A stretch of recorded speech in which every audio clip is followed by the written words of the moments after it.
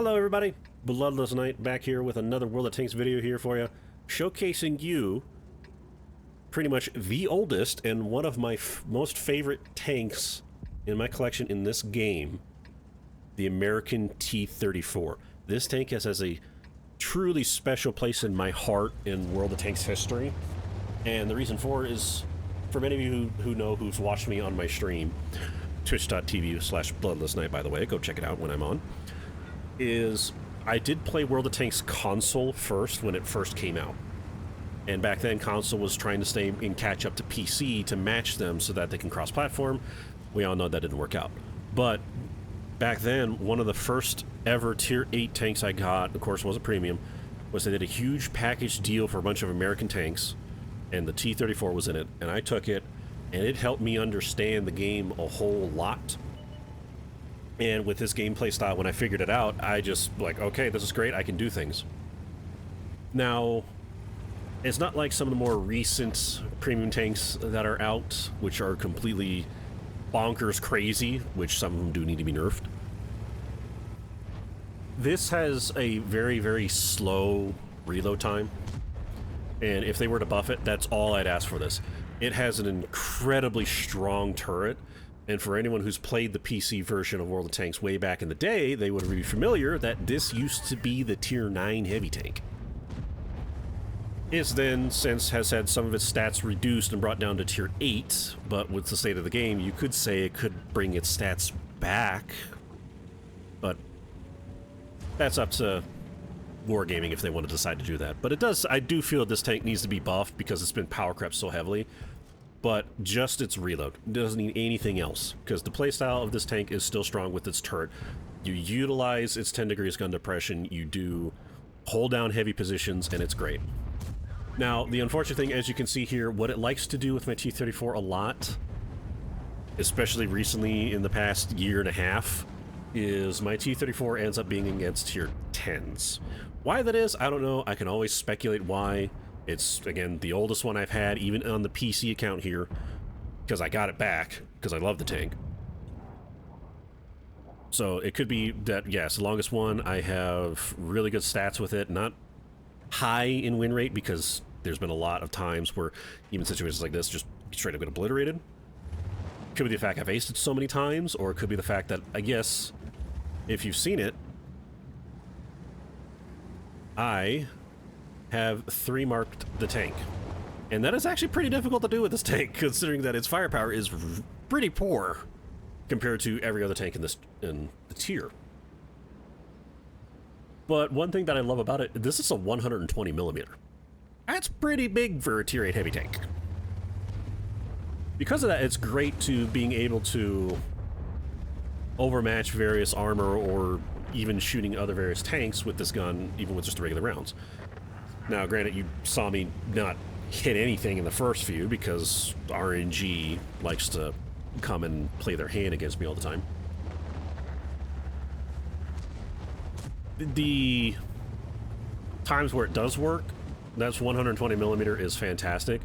And yes, unfortunately, when pursuing the third mark of X's, I had to shoot nothing but gold because you had to guarantee it, especially when the game just constantly did this and facing me against Tier 10s. I had to fire gold. No choice. There's no other option. But now that I got it, this tank's done. I've 3 marked it, I've aced it many times. Now it's just for me to have this here and play it. Just relax. And it's making me really happy every time I get onto this one, and including its Black Friday variant, the T-34B. I get happy when I play it. It's just a nice thing for me to just get in and relax, even though someday I'm going to have to pursue the T-34B's third mark as well. But that's just one thing I like. All the goals in this one's done. Just get on, play, and relax. Now, again, like I said, what I'm trying to do here is utilize this tank's gun depression. It is -10 gun depression, which is great for a lot of tanks to have, especially heavy tanks, to utilize for its battle on hills, such as this. The problem with it, as you can see, its turret's actually pretty big. It's pretty tall. For anyone who's played the American Tank Destroyer Tier 9 T-30, it's exactly what this is. The T-30 was the old Tier 10 Tech Tree heavy tank, and then they moved it down, gave it a different gun, and made it the Tank Destroyer.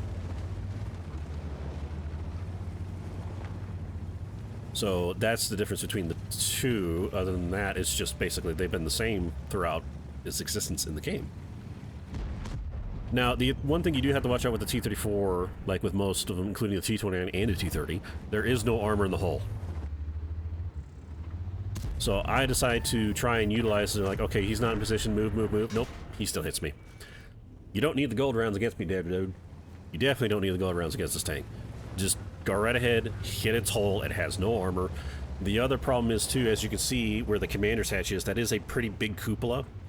So one thing you really need to do with the T-34 is utilize that negative 10 degrees gun depression so that you don't get easily hit in the cupola. Now, if they're above you, you're going to get easily hit and it's going to get pinned.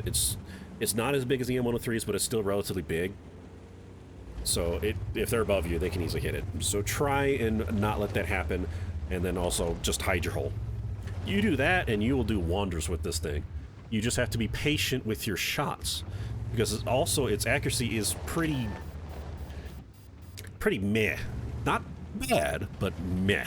It's not so horrible to where the Russian tanks are, but it's not as great as to various other medium tanks in this tier. So throughout the match, what's been going on with me talking about it, it's 8-8. We're now won this side, we're trying to push. The other side to retreat because we did lose everyone in the north. And I'm pretty sure he said it by now, but some have realized that the Karos believe that they have retreated. Yes, Toro believes that when he saw the Karos have retreated, and I saw a tree get knocked down. So it seems, yes, they seem to have returned to also defend as well.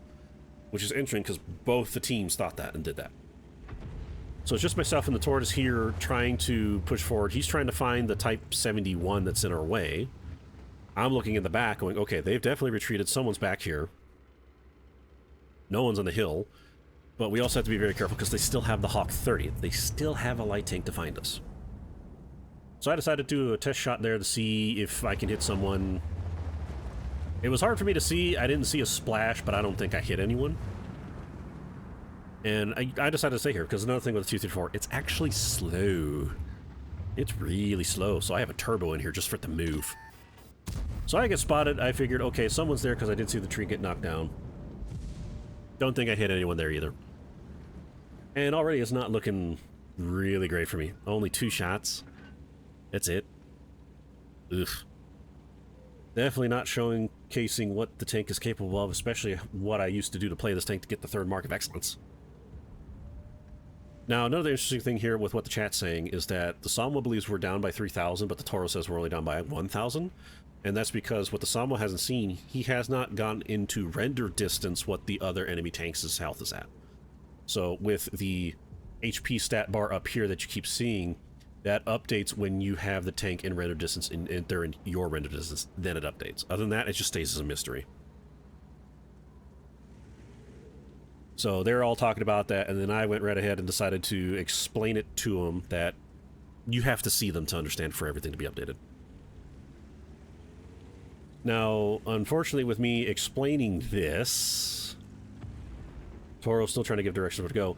The XM57 gets up and gets onto the hill because I was typing that.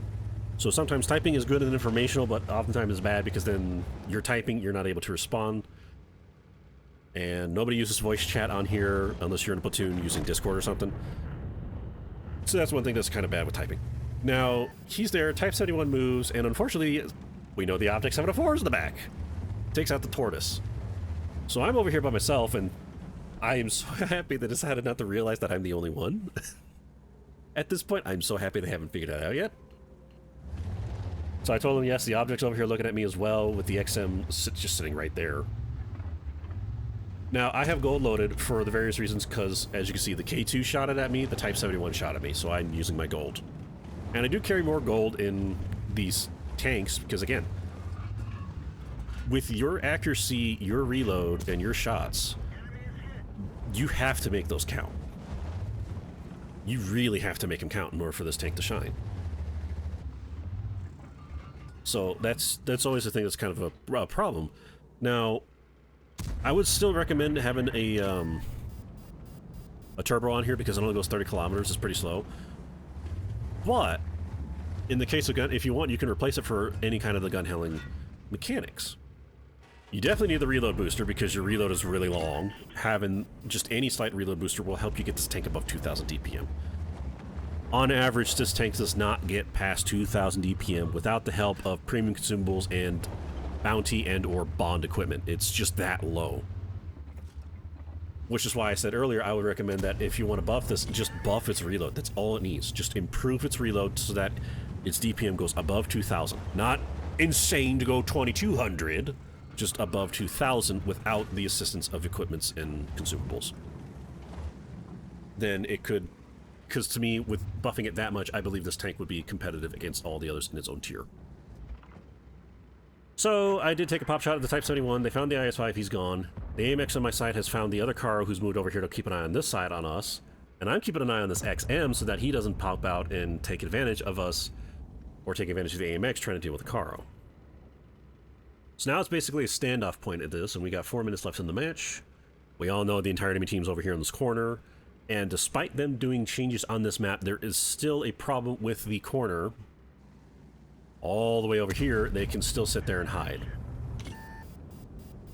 So I'm just waiting patiently, using my shots, got the XM again. Yes, I'm pretty sure he's getting upset, but he is also firing gold too, so tomato tomato. And now we're reaching down to less than 4 minutes. It's still a standoff between us. We're also trying to figure out what to do. It's a huge standoff, and this is why I don't like it when maps are designed this way, to where it can be a huge standoff, or they can utilize this position and just turn it around and cause them to win because it's too strong. This is one map, for example, that has that, and Steps is another one that has that, for example, as well for the Southern team. I'm just tired of having maps like that. Now, if it was somewhere else in the map and they're utilizing it, yes, that's fine, but you can drag them out because of the base. Here, we can't even drag them out because the base is right there in front of us, and they're seeing it everywhere, and we can't see them. So I'm just looking over here, and I'm taking a pop shot, and the reason I'm doing that is because, looking at the map, one of the Caro 45Ts was last spotted on that corner. And I went, okay, am I aiming it correctly on where he's at? And we unfortunately did lose the Status Fund 103 to the Type 71. So I'm still looking and calculating, okay, where exactly is this? I'm trying to picture in my head how that corner was rigged up, because I've been through that corner many times. And I went, where am I going to do? Should I aim again? Should I wait and save my ammo because I'm missing him at this point? I don't even know how much HP he has left. I figured he has a little bit less. And we still can't go out because that XM's still right there. And we still haven't even found where the object's at. For all we know, he could be at that corner hiding. So then I went, okay, I'm going to try one more time. So I'm looking, I'm panning. Ooh, that was cool. Well, all right, where is it here? Maybe. I only got 6 rounds of gold left, and we're now 2 minutes. Okay, so now I got to do something here. One of us has to do something here, and we got a Samwa still at full HP. We're like, all right. Let me save a gold round and load this. Is he there? Hello. Hey! And that even shocked me too. I actually hit him. I got the Caro 45T sitting there in that corner, and that does give us a huge moment knowing that, hey, he's gone. So that everyone on the north, where the other AMX is at, now the Samwa came over here, could help with advancing now, so that's one less tank for them to defend. Their other Caro still right here, their XM's still sitting on the top, and then what they decided to do, especially Samwa, here he goes, finally using his HP. Sadly, the Type 71 pops out, hits the AMX next to me, he's gone. Samwa takes out the XM. Caro's now going ahead and shooting the back, and I went, okay, now's my chance. He's sticking out. There he is. Got the other Caro. Type 71's still there in the way. Samwa's popping out. Type 71 finished off the Samwa. AMX comes up, finishes him off, and the object finally shows itself with that corner that is still a problem. So we found him, take a shot, I take a shot, and right there at the end, within the last minute, we ended it. Whew, that was a crazy standoff we just had there at the end, and that's, again, one thing I don't like about these maps is just when this goes to a standoff like that at the end. I hate maps that are like that. You can't really do a successful standoff that easily next to the flag. there is still a position next to it, just in front of it. But if the enemy gets anywhere close to find you there, then it's much harder for the Southern team to defend. Whereas here, they can sit even in that corner and just defend the whole thing. And I don't like that. But right there, game-winning shot taking out that Caro there in the back. And that gave us the momentum that we needed to advance and take out the rest of the team for the victory. Very close, though. Very close. As you can see, I mean, look how much we have. Panther 2 is only at 73. AMX is 214. I had the most at 801, but even then, the 704s there can one-shot me. So very close, down to the wire, last minute. And playing, again, the oldest tank I've had in my collection and one of my favorite to play. It just needs some loving to catch up with everything that has power crept it. And here we are at the end with the battle results of the day. 3,000 damage because of that Caro I shot at the back. I don't know how much it was. I forgot to look and see. Plus, I couldn't tell. I didn't pay attention to the name of which one it was. They both were in a platoon. But that did 3,000 damage, 4 kills. Unfortunately, only 630 blocked because they were firing gold for one and their tier 10s. Despite this tank having almost over 300 armor in the turret, gold rounds will still pen it, especially at tier 10. Aced it again. It's been a while since I've aced this tank. I think it's been a while since anyone aced this tank. It's not one you normally see anymore. Again, it's got power crept like crazy compared to the others. You have the M4Y, you have the T-77, which is being played heavily again. You have the Renegade, you have the Chryslers, you have the T-832, all these other tanks that people are playing that just dominate this thing. Even Tech Trees, with the T-32 got buffed, it surpasses the T-34 in almost all its aspects. T-32, better reload, especially when they improve the gun with better pen. It doesn't have as much damage because it's a 105 compared to a 120, but its turret is much more smaller profile and got buffed to take a lot of rounds. I mean, just everything about it just improved it to surpass T-34. So it makes me sad a little bit, knowing that this is one of the oldest tanks in the game, because again, it used to be the tier 9 tech tree. Now it's just a tier 8 premium. So one of the oldest tanks in the game, and it just has not had any love and sense. No love for it whatsoever. So please, Wargaming, if you get word of this, please give this thing some love. And again, the only thing I would do with this, because the way its playstyle is perfect, it's gun. It's firepower. That's just what needs to be buffed. I'm not saying improve its accuracy. It's already decent enough, especially for 120. Not improve its handling, like none of that. Just improve the reload. Make the reload better so that, again, like I said earlier in the video, that its DPM will reach naturally above 2,000 without the aid of equipments and consumables. Because here, I mean, look at my crew. This is the oldest one I've had. Look at what they have. They're on their 5th skill right now. Brothers in Arms, everything needed to improve it.